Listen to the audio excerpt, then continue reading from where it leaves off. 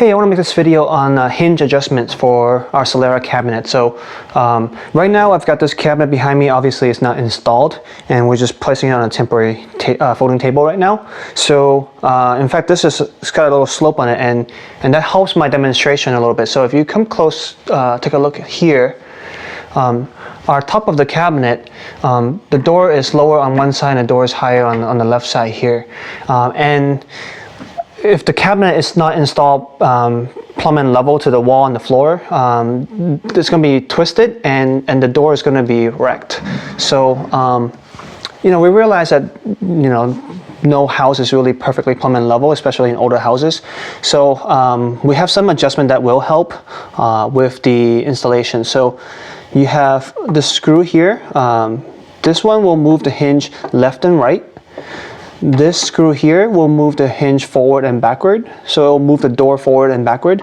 And then lastly, we have this one here that will move the whole entire set up and down. So if you have multiple hinges on the same cabinet, which you'll have at least 2 for most doors, if you adjust this one up or down, then you need to make sure that the bottom is also done the same way to be adjusted up or down, so that way the door is going to be moving together.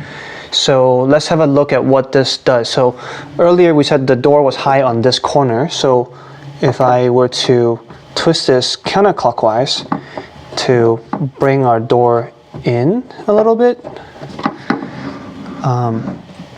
as you can see right now, this door is no longer higher than my cabinet box.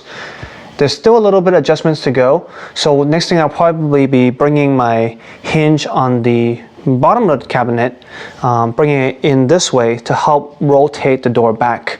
But the more important thing is still to first of all make sure that the cabinet is installed plumb and level, so everything is as straight and as possible. So hopefully this is helpful. Thanks for watching.